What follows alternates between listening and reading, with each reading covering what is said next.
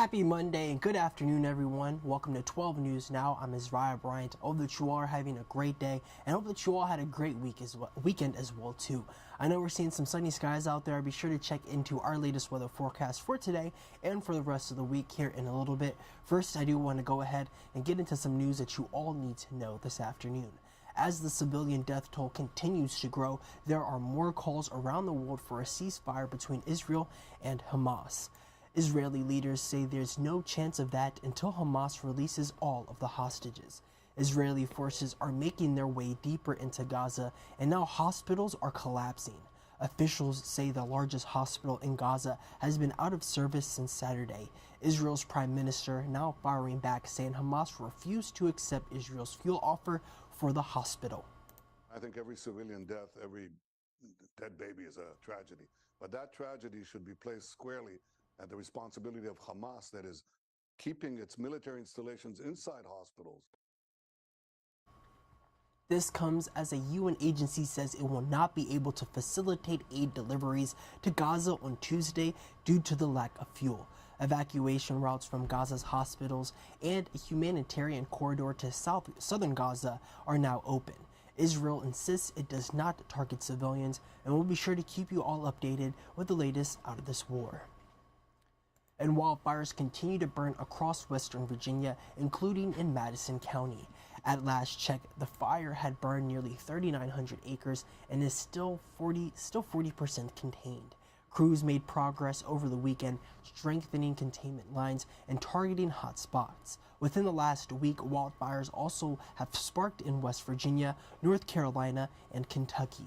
Dry weather and current drought conditions are helping to fuel the flames. And right now, the search is on for the suspect who shot a VCU police officer early Sunday morning. The shooting happened near campus, and police are now offering around-the-clock surveillance at VSU to try to keep students and staff safe. Emily Yinger has the latest. Well, that VSU police officer, 39-year-old Bruce Foster, is currently in stable condition. He's been with the university police force for 5 years and is reportedly the first VSU officer to be shot while on duty. The suspect is currently not being identified because police worry that would compromise their investigation, but they do believe there is only one shooter involved. This all happened around 1:30 Sunday morning. Police say Officer Foster was investigating a disturbance on campus involving multiple people when the shooting occurred. Police say the suspect ran off campus before shots were fired. The VSU campus was then placed on lockdown until noon yesterday. The incident has left the Trojan community feeling shaken. These students were very nervous, scared when things were happening, but especially hearing that it's an officer involved, people who are here to protect us, it's very nerve-wracking. Students will have access to counselors today as they try to process this situation. Police do not believe there is an active threat to the school community, but they're of course asking the school community to remain vigilant and alert, and also asking anyone with additional information to reach out to police or crime solvers. On your side, Emily Yinger, NBC 12 News. And we're just days away from a government shutdown. Congress has until midnight Friday to pass a spending bill. New House Speaker Mike Johnson unveiled a two-step plan Saturday to fund the government. The first part would extend funding until January 19th for some agencies, and the second part would extend funding until February 2nd and cover the rest of the government. No aid for Israel or Ukraine is included in the proposal. It's unclear if the Senate will go along with the Republican-backed plan, and we'll be sure to keep you all up latest with anything new that comes out of that. And tomorrow, Henrico parents can learn how to identify possible signs of drug and alcohol use among teens. Hidden in Plain Sight will also provide guidance for having healthy conversations to avoid risky behaviors. The event is free to attend, and it's happening at Henrico High School at 6 p.m. And before we head out today, Richmond city leaders will discuss the plan to replace Council President Mike Jones. He's resigning after winning his unopposed race for the House of Delegates. Also on the agenda for City Council today, discussions resume over opening an inclement weather shelter on Chamberlain Avenue on December 1st. The city is also looking to open up a 50-bed year-round emergency shelter on North 2nd Street. Today's city council meeting starts at 6 p.m.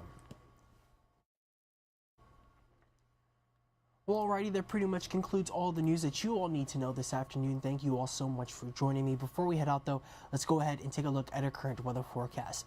Right now, we're looking over downtown Richmond. As you can see, it is beautiful out there.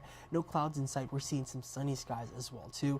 I do want to go ahead and load in our other weather map, too, just so we can see what our other Central Virginia viewing areas are looking like on this beautiful Monday afternoon. Alrighty, right now we are looking at Bird Elementary School over in Gooch, and as you can see, it's beautiful over there as well too. And I do want to go ahead and load in our other weather map. As you can see, we're looking at our temperature map here. Over in Richmond, it is 56. Over in Hanover is 55.